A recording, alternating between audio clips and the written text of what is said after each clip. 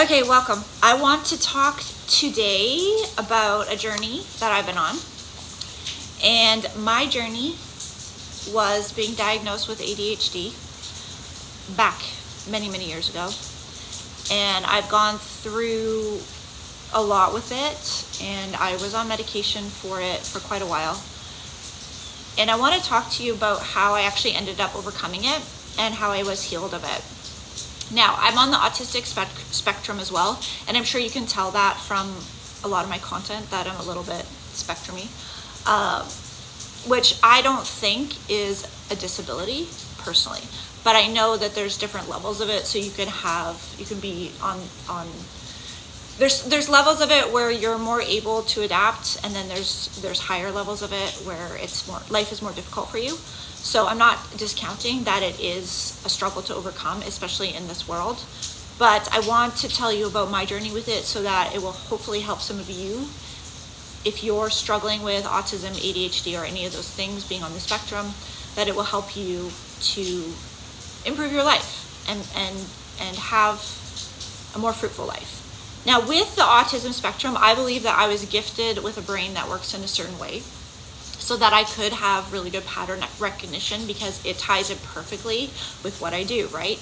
I see things and patterns where other people don't necessarily see the patterns, and I don't see that as necessarily a bad thing. So it really just depends. And I think, depending on your situation, if you can get yourself into a career or some way of living that works for you, and that you're more organized in how you do things, so that it works for you in your particular way, it will be more fruitful for you in life, right? That goes with anything. That goes with any way that your brain works, right? And we all have different brains, and we all have different ways that our brains work. There is, however, with ADHD, I'm not going to speak to autism in particular, but with ADHD and the prevalence of everyone being diagnosed with ADHD right now, I want to talk about the spiritual aspect of it, because a lot of this ADHD that people are experiencing, a lot of it is spiritual warfare. Absolutely 100% spiritual warfare. But I'm not a doctor, so talk to your doctor, okay? Disclaimer. This is all just my own opinion. All right? Okay, ADHD. When my ADHD was at its worst was after a period of time where I had been seeing psychics. I had been doing tarot cards. I had been doing all sorts of occult stuff. I had my yoga teacher's training. I was trying to heal from the death of my brother through yoga, and took my yoga teacher training. I was doing all sorts of meditations and all sorts of stuff. During that time, my ADHD just kept getting worse. My anxiety kept getting worse. All of that stuff, that noise that you have around your head, it was getting worse. I had noise around my head. When you can't even focus on the thought, you're just like, that feeling, that fuzzy around your head. A lot of that you guys are experiencing is spiritual warfare. And I know out there in the world, they don't realize that, and they think, just take some pills and it'll go away. And then the pills just don't work the same after a while. It might work for a little bit, and then there's all the side effects. And I noticed when I was taking the medication, it was okay for a few days, but then it just really wasn't. It really didn't solve anything. Once I realized, so later on in my walk, when I realized that it was spiritual warfare, and I started to do the deliverance and started to get rid of this stuff and rebuke it, a lot of the clarity came back to my mind. The peace came back to my mind. The first time that I went and had deliverance, there was a gentleman that came to our church. His name is Graham Powell.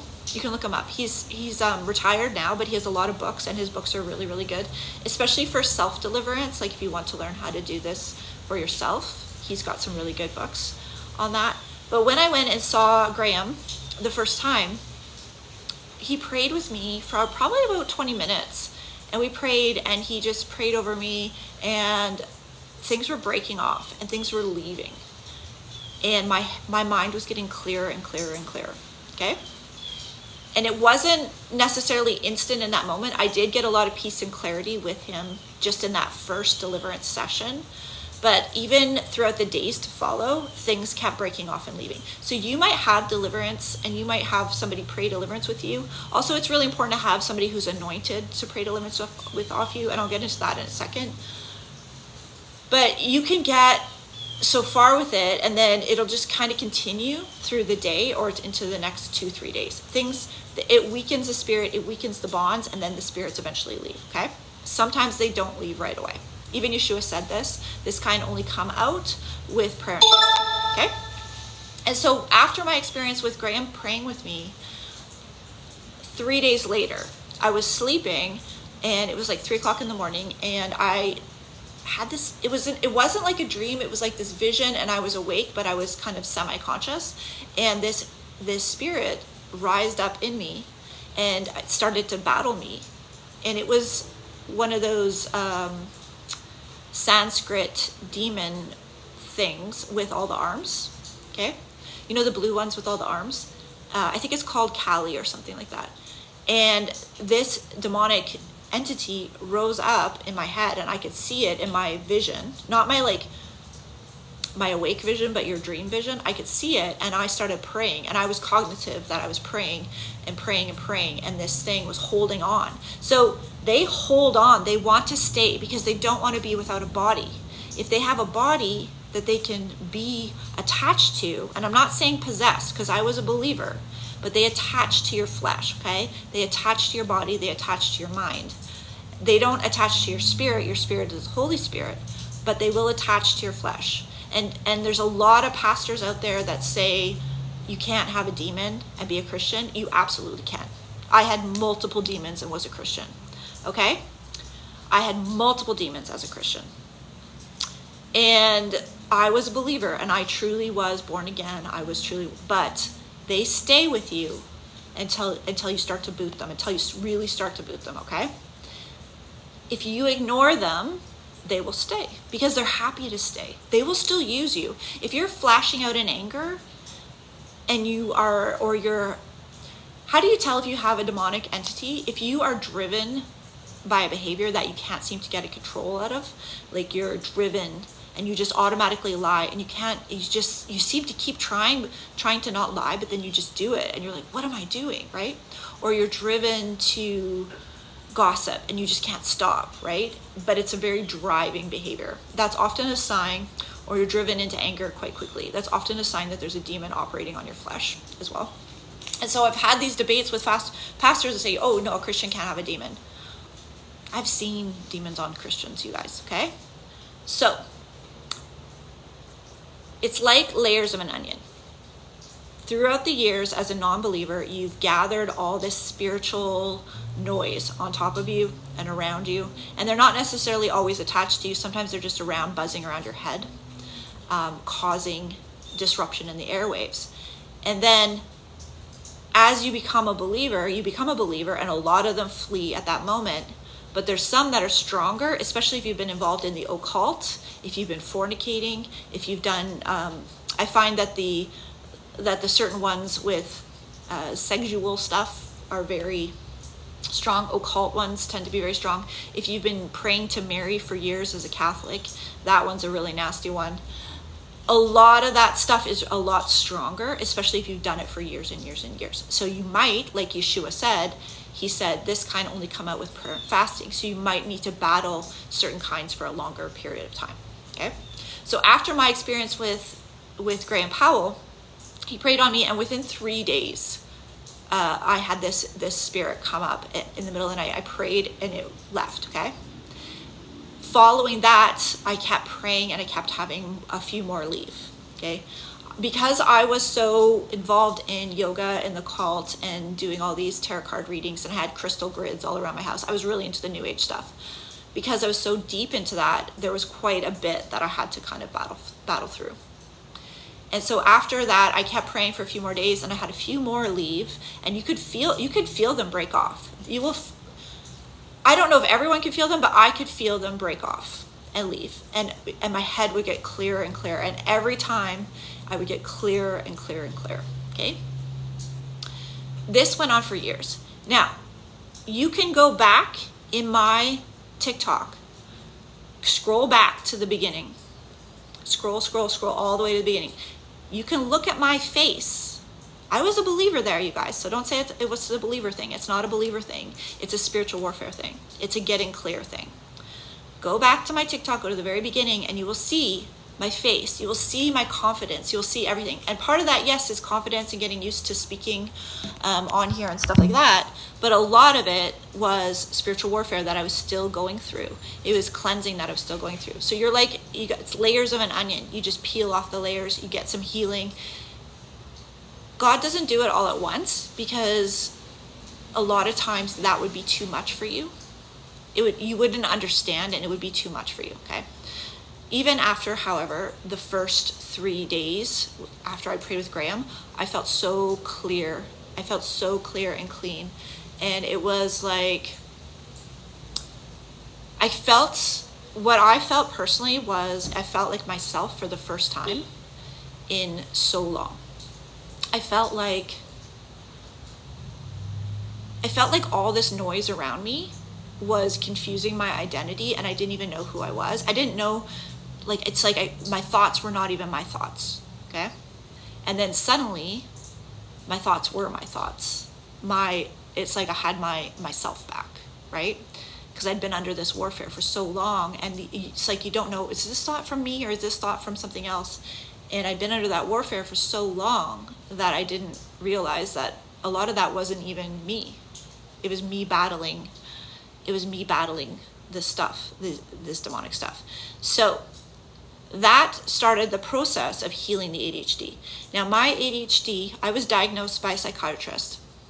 I had a prescription. So it was legit. It wasn't just me looking on the internet. I'm not saying there's anything wrong with that, but a lot of times people look on the internet. They're like, oh, well, I struggle with this, and this, and they diagnose themselves.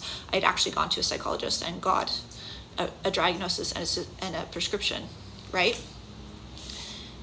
And so when I was taking the prescription, I noticed that it helped a little bit, but it didn't really. It was like kind of like a masking the problem. Wasn't really getting to the root of the problem, right? Going through the deliverance really helped that. And that deliverance process didn't just end at that time. It continued on for years. I would say probably about 7 years. And I'm not saying that you won't get relief right away if you start the process. Like, it's gotten better and better and better over the years, to the point now where I would say that I struggle with it very rarely,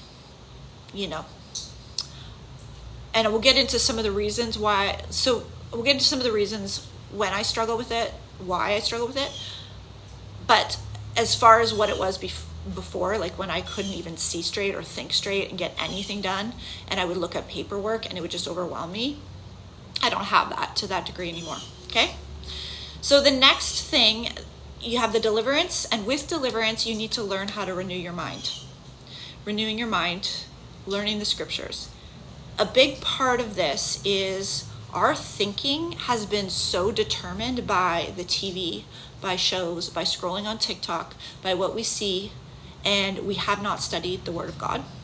And what happens when you go through and you learn all your thinking patterns from the world is our thinking is a lot twisted, and we don't have a lot of clear thought, right?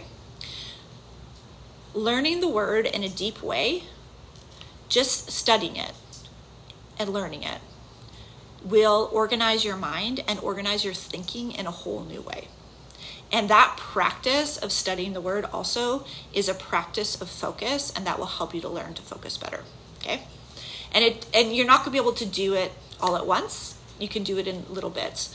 And so one thing that I would recommend, do the deliverance prayer, find a deliverance minister, like somebody who, what I would suggest, instead of just Googling on the internet, I would suggest asking Father to lead you to somebody. A lot of times people are led to me and they're like, I just feel so led to you, like I'm supposed to talk to you, and then Father will show me what's going on with them, and then I can pray with them and sort them out, okay?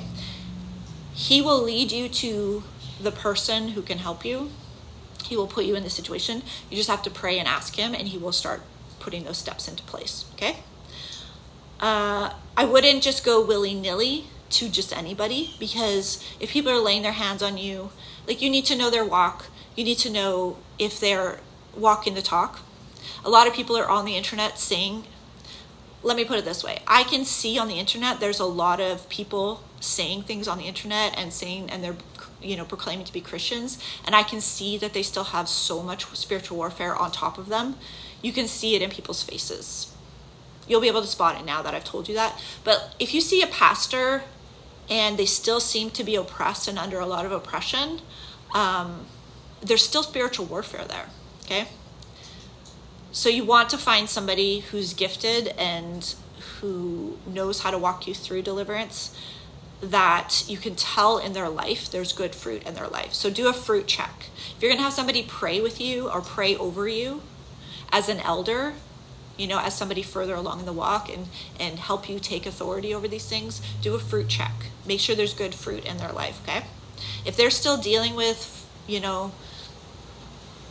stuff, like if they're a male pastor and they're still liking bikini pictures on Instagram and stuff, no bueno, right? That's not going to work. You need to find somebody who's really serious and really clear, okay? You can see it in people's faces. Yeah. Just pray for discernment on that as well, right? So go through the deliverance part of it, but then at the same time, you need to learn how to renew your mind. Renewing your mind by learning the scriptures. And yes, learn just verses that really inspire you. So you could take verses and write them out and put them on your wall, different places in your house to remind you. But you also want to study the word in context and start to learn how to study. Even if that's not your best gift that you're really good at, you need to sit there and learn and read a few pages and just go slow, do it word by word, because that practice of sitting there and doing word by word by word by word, that practice will heal you and teach you how to focus, and it will also change your identity. Your belief about yourself and your belief about how able you are to focus is because you've been scrolling and you believe you're a scroller, right? Every time you go on your phone and oh, I'm just the type of person that gets distracted and scrolls. Now you have a belief. Now I believe my ADHD is so bad I can't even not scroll, okay? So what you have to do to counteract that is force yourself, take your phone, put it in another room, sit down, open your Bible, force yourself. I'm going to read a whole chapter. If I get distracted, I'm going to go back to where I got distracted, and I'm going to start again. And read it out loud if you have to. Okay, right? And because you have had this issue with focus, you're going to be like, oh, and then you're going to be reading and you're going to realize you forgot what you're not even reading. You're just thinking and not really actually reading. Okay, go back. Okay, practice. Do small little hunks and you will get better at it. You will get better at it. And as you do that every day, you spend 10 minutes, 15 minutes. As you do that, as you practice that, you will start to identify as somebody who is capable of sitting there and reading a whole chapter. Read out loud if you have to. And I think read out loud anyways. Reading out loud is really good because you're practicing your speaking, which is really good for your confidence. And reading out loud is really excellent for causing the demonic to flee. If you're sitting there reading scriptures out loud, they hate that, right? Try to memorize some little sections, right? All this practicing will renew your mind. So we're going to do the deliverance and we're going to work on the renewing the mind. Another thing you can do to renew the mind is go onto YouTube and just type in promises of God read out loud or something like that. Scriptures to heal you. And you will find videos that are hours and hours long of just people reading the scriptures, and they will read out different promises and different verses to you. Play those often and get them into your spirit, into your mind. Start to memorize that stuff and just have it playing all the time. Especially if you're really struggling and you find that there's noise around your head all the time, that you're anxious all the time, all of that stuff. A lot of times you have trained your mind and life has trained your mind. Your parents have trained your mind. The people around you have trained your mind to always automatically think in a negative way. Your subconscious brain has been so trained to go to that negative place and to think a certain way. You need to undo that. It's going to take time though, okay? It's not going to happen in 1 week. It's not going to happen in 1 day. It's going to take time. But the more, so you've spent, let's say you're 22. You've now spent most of your adult life, your teenage adult life, since probably you were watching cartoons at the age of 2 or 3 till the time you're 22, 20 years, you have spent brainwashing yourself in a certain direction. The world has brainwashed you to think a certain way and in a certain direction. You're not going to undo that overnight. So be easy on yourself. Give yourself lots of grace, because it's going to take some time to unwind that thinking. If you grew up in a home or a situation where people were abusive, or you went to school and people were abusive to you and they said certain things to you and you came into belief with those things, like say your parents always said really negative things to you and were always nitpicking you and never said nice things to you, and you grew up in that belief is deep in your subconscious. You can say you don't believe that stuff superficially, but deep in your subconscious, it has been ingrained there. It's going to take a minute to undo that, okay? So have grace on yourself. Took me, 7, 8 years to get where I am. 7 or 8 years to get where I am. And you might think, well, you probably are. No, I was a hot mess, okay? I was not always clear and able to do this. I was not always confident. I was not always able to focus. But I am now because I learned this stuff. Now, I did the long way because I learned kind of on my own trying to figure it out, but I'm going to give you, I'll give you the prescription and you can take it, right? So first, deliverance, renewing your mind, practice reading, listen to verses out loud, have them playing in the background. Inputs, what you are, what you eat. Okay, in scripture, food is really important. It talks about food so much in scripture.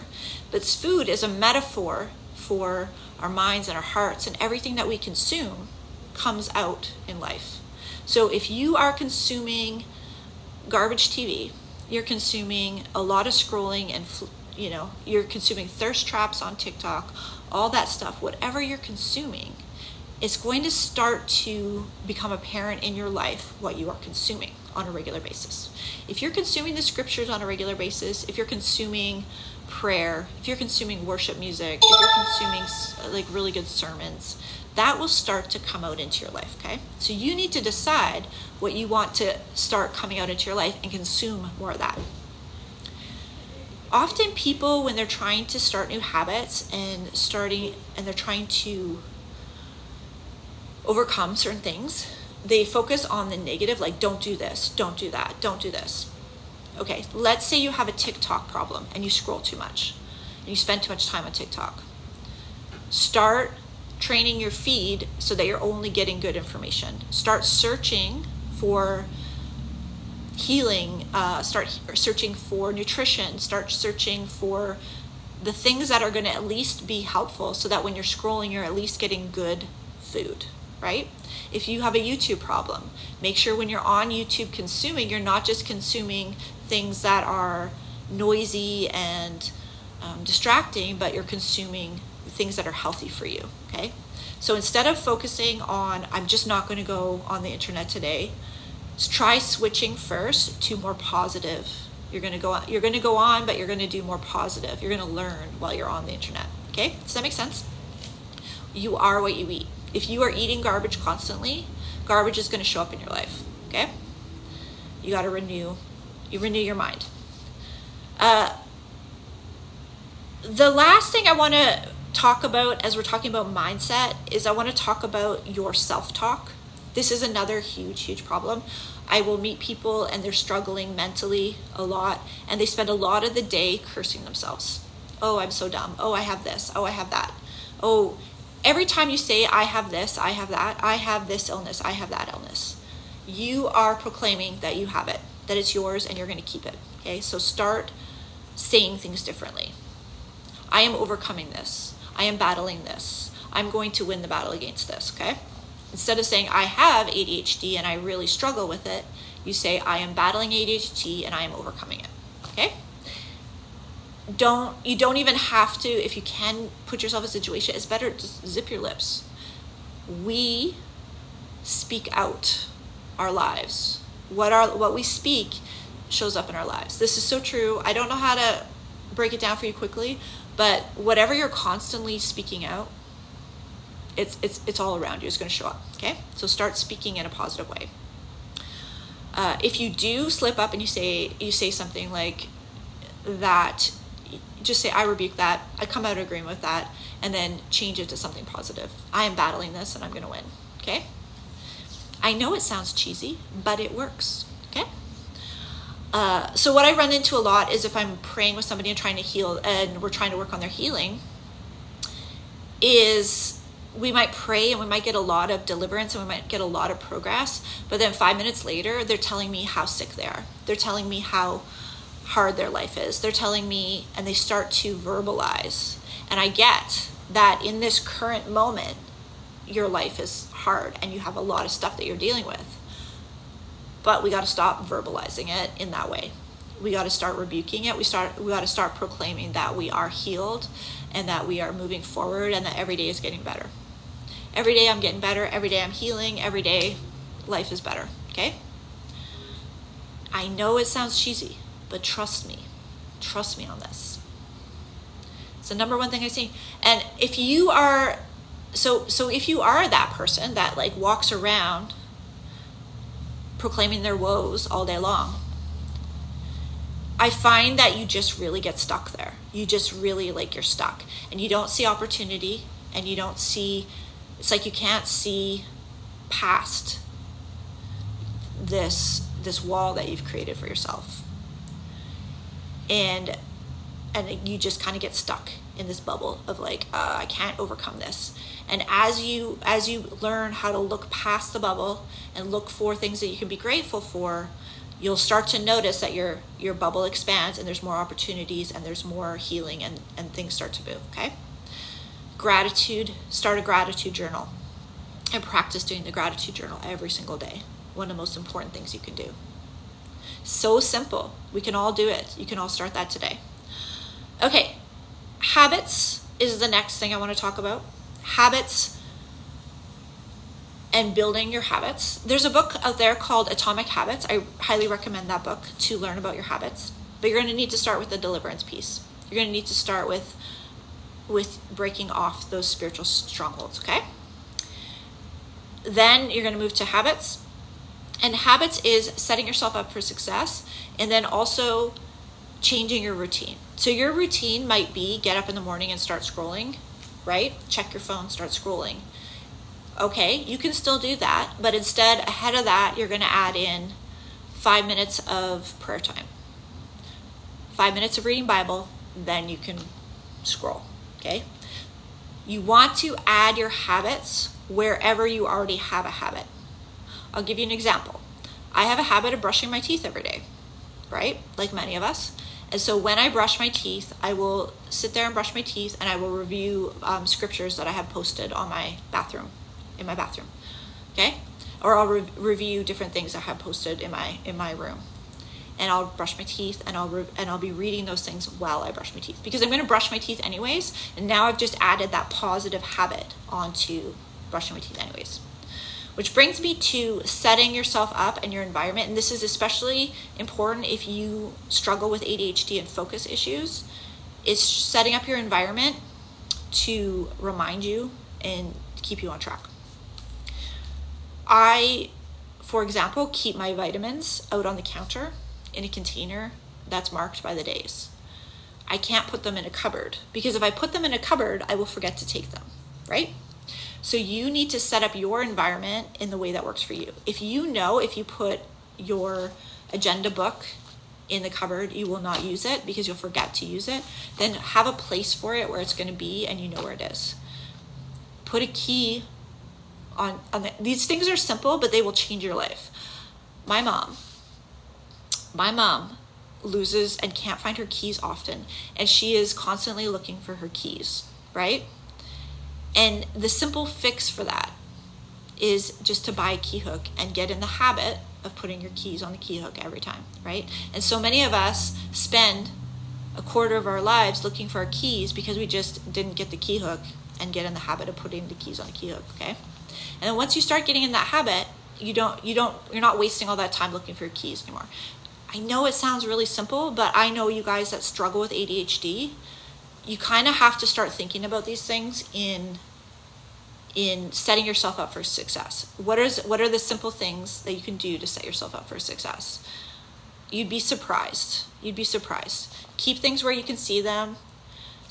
Have work zones. So if you have a zone where you're going to do a certain thing, so say you have a goal that you want to study the Bible every day or whatever, give yourself a place that is dedicated particularly to that, so that when you go and you sit in that place, you know, your brain starts like, this is where we go to do this. Boom. And we sit there, and then that's what we do, right? This is where we go to study the Bible. Okay, I'm sitting here. This is my Bible study spot. Okay.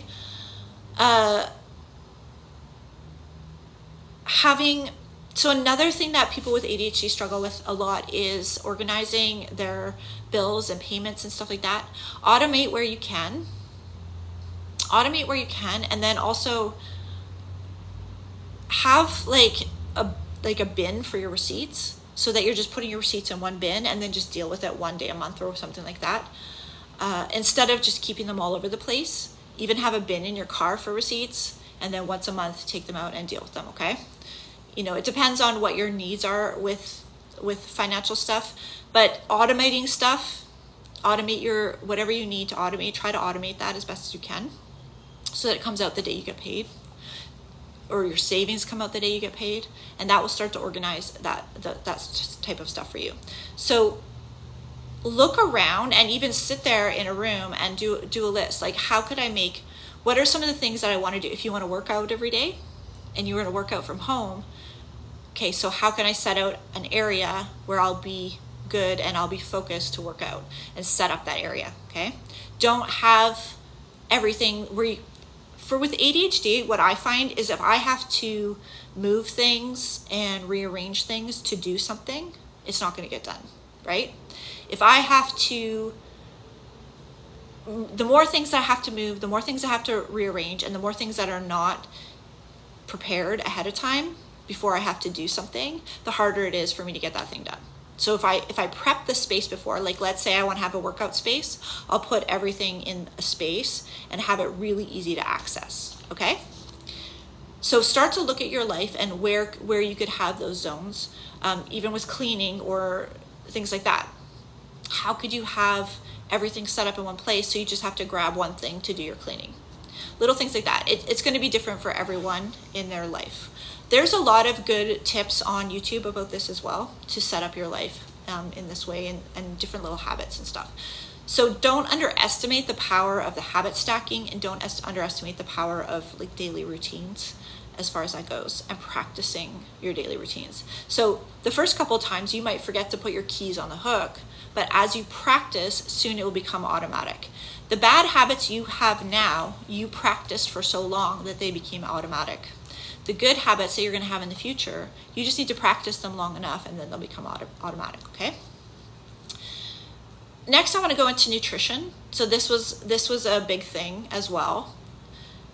Nutrition. So you will notice, especially, okay, so if there's anyone out there that if you drink alcohol on a regular basis and you have ADHD, I guarantee you that alcohol is aggravating your ADHD. If you could get rid of the alcohol, a lot of the ADHD symptoms will be gone. Alcohol depletes your body of a lot of the minerals and stuff that you need for your brain to work. And I find if I even drink a couple drinks, my focus will be off the next day.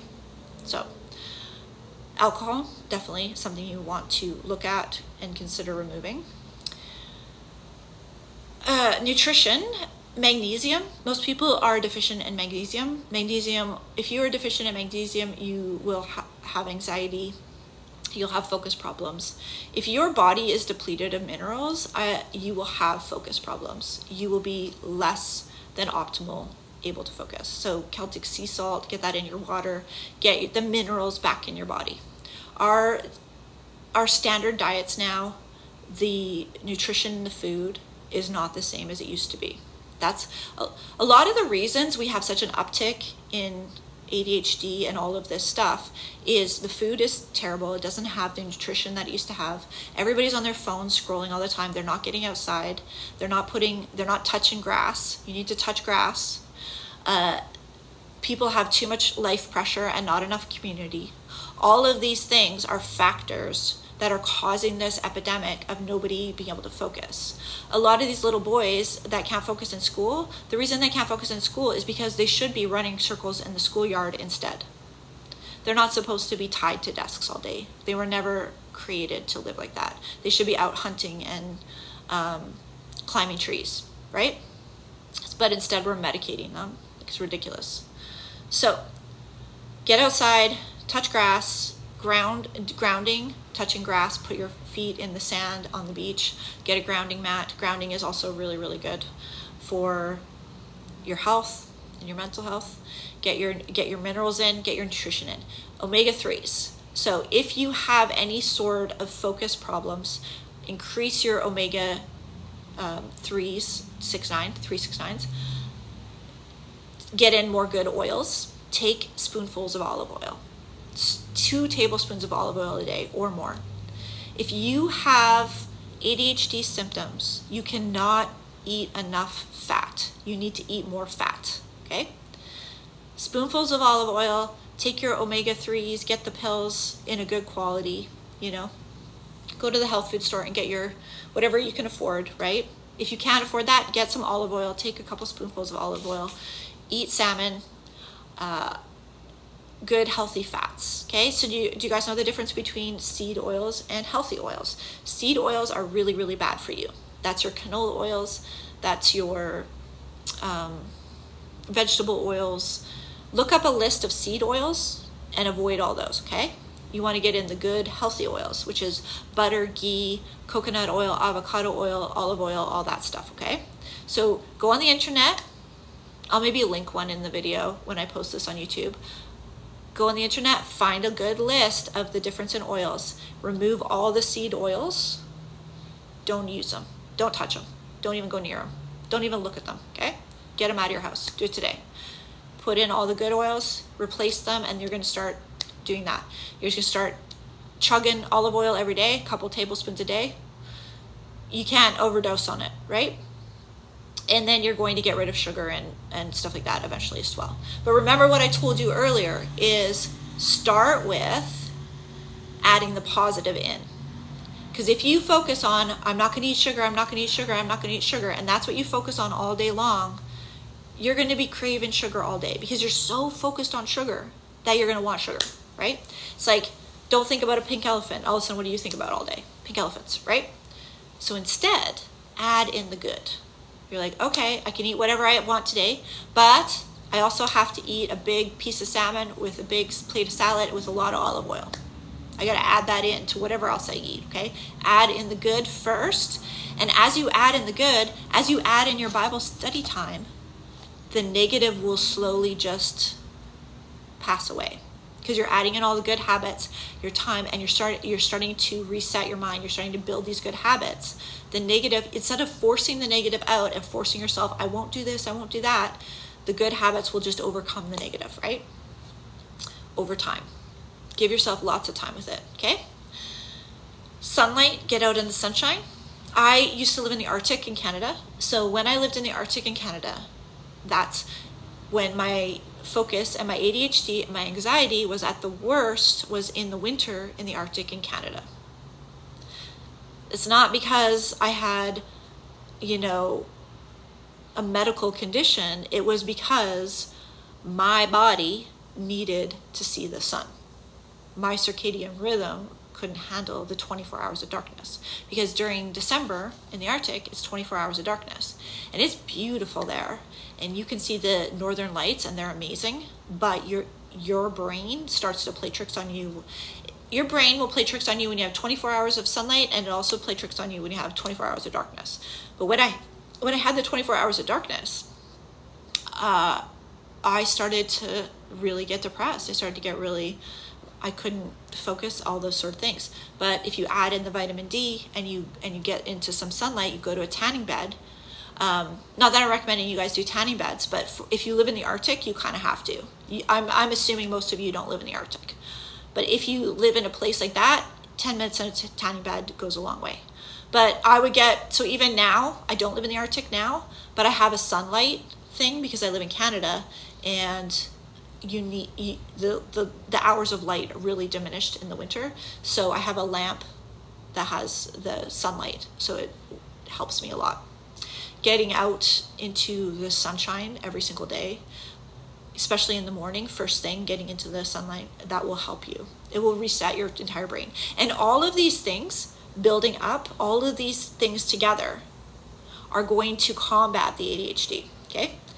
And I'm talking from somebody who was medicated on ADHD, could not even file paperwork. I'd be so overwhelmed, I could not file paperwork. I could not deal with any of that. I was so overwhelmed, I would just forget things. It was too much. Now I'm able and capable to do that, no problem. I can look at something like, okay, yeah, I can deal with this. And it came from understanding all of these things that I'm talking about today. Not just one or two of them, but the whole picture. And our society, a lot of it is set up for you to fail unless you're really, really type A, able to, if you have an alternative way of being in the world or alternative way of thinking in the world, it's more difficult for you in a lot of ways, right? But if you have like an accountant's mind, and you're like, you like school and all that, you might do okay. But it's different. It's different if you have a tendency to be more creative and stuff, right? So grounding, get outside, sunlight, nutrition, adding in the good, focusing on adding in the good, okay? The last point I want to make on my journey is fellowship and support and having other people help you. I was very independent. I refused, and that was my ego. That was my ego, right? I refused to ask for help. I refused to I didn't want to show anybody my weaknesses because I was shameful. And this is where Yeshua comes in too. He heals our shame. He heals he heals and renews us, right? And I had so much shame and fear on being real with people that I needed help, that I was struggling. And because of that, I never got help when people were more than willing to help me. And that help goes a long way, right? Makes your life easier when you have people to do life with. But a lot of times when we feel shame and embarrassed because we can't handle life and we can't cope and we struggle, we're really embarrassed and we don't want to share our struggles. And what happens when you do that is nobody can help you, right? Nobody can be there for you if you're not sharing your struggles. So support and fellowship, finding really good people. If you're a woman, we have a really good Discord server with a lot of really amazing women on it. So you can message me and I can add you to that Discord server. Caveat being you have to be a believer in Yeshua and you have to be a believer in keeping the commandments of God. If you're not there yet, I can't add you because it'll be disruptive to what we have going on there. But if you are a woman and you have those two things, please join us on the Discord server and it will be a very, very healthy place for you. It's a really, the girls there are top notch. You need the support and fellowship. You need to find the support and fellowship. People to pray with you, people to speak life into you, people to go for walks with you and inspire you. You are the people you surround yourself with. So look to surround yourself with good, positive, strong people that can lift you up and also that you can help as well, right? But look to surround yourself with people that are on the same journey and walk as you, that are trying to overcome things, and you become the people you surround yourself with. So if you're surrounding yourself with really good, positive people that are on this walk, it'll help you a lot. Okay? Don't isolate yourself. The worst thing I see people do, I would say this is the pattern that I see with people who are really struggling. Self-isolation, negative talk, and they get stuck in their bubble. Okay? And then it's like they're trapped. They're trapped in their bubble. And we have to break you out of that. And I know that you sometimes need support and help to break out of that. And I find too, especially with men as well, like there's a lot of shame and they don't want to admit that they're struggling and they don't want to reach out for help. And there's a lot of good, healthy men's groups out there too, where you can reach out for help and be real with people. And, you know, we all struggle. We all struggle, right? And so and I'm coming to you saying, like, I've been there. I've struggled. I've been there where I was in my bubble, negative self-talk all the day, felt like I was a loser all the time. And these are the things that helped me. They got me free, okay? So that's how I walked through my journey. Now, when I went off, I want to talk about the medication. So I was on Ritalin for quite a while. And when I went off the medication, I had actually posted a video on TikTok talking about ADHD and how I was diagnosed with this and blah, blah. I was still in agreement with it at that point. I have ADHD. That's what I was telling myself, right? And that was not helping me. It might have been true at the time, but it was not serving me to be proclaiming that I have this or I have that. It wasn't serving me to be proclaiming that over and over and over again. And so I had posted a video talking about it on TikTok, and this gentleman, Joseph, Ephesians 5, he's on TikTok, you can look him up. Joseph reached out to me and he's like, I think Yah wants to, God wants to deliver you from this. And I was like, okay. So him and I had a prayer call and we prayed together, and I definitely got more freedom from that prayer call. And so at that time, I had a full prescription of my Ritalin. And I went, and it was really scary to do because I had a lot of work that I needed to get done at that time. And I didn't know that if I could do the work without the Ritalin. And I went and took the Ritalin and I put it in the trash. And the next day the garbage man came and took it away. And the day after that, I was like, I wish I still had it. I was like, oh, I want it back because I need to do this work and I don't know if I can do this work without it. And it took a while, but I battled through. I battled through that time, and it wasn't easy. Like, I struggled. I was still struggling to get things done. If I had to do paperwork, if I had to do, say I had to fill out a paper and I had to do the paperwork, I would sit there and I'd be so overwhelmed by it. You guys with ADHD, you know what I'm talking about. I would be so overwhelmed by having to deal with this paperwork and having to figure out how to do all the different things. And it would just overwhelm me. But I pushed through. And so when I was going through that time when I had just given up the Ritalin, there was a lot of prayer. I would spend a lot of time in prayer and deliverance prayer. And then a lot of the time was spent in deliverance prayer, and then a lot of times just forcing myself. You have to force yourself to do the hard things. And as you force yourself to do the hard things, it'll get easier. And get help with it if you have to. Try to have somebody come and sit with you and help you. There's this thing where you can even go on the internet and find people, and they're just working. And they're just recording themselves working. And you can sit there and work with them or fill out paperwork at the same time and watch them on the internet. And there's something about that, having them sit with you and just be with you and be that support for you while you're doing it, that really, really helps, right? And so even finding somebody to just, say okay, I need to file my receipts, or I need to file this paperwork and get my stuff ready for my taxes, or whatever you have to do. Say that big thing that's overwhelming you. Will you just come to my house and sit with me while I do this, and just be with me while I do this, right? And even that can be enough to help you do it and get through it, okay? And it just really works. And I know people that are not ADHD tendency, don't have that, probably don't understand that, but it really does work. Just having that support. And there's always going to be things in life that you're really great at, and there's things that you're not so good at.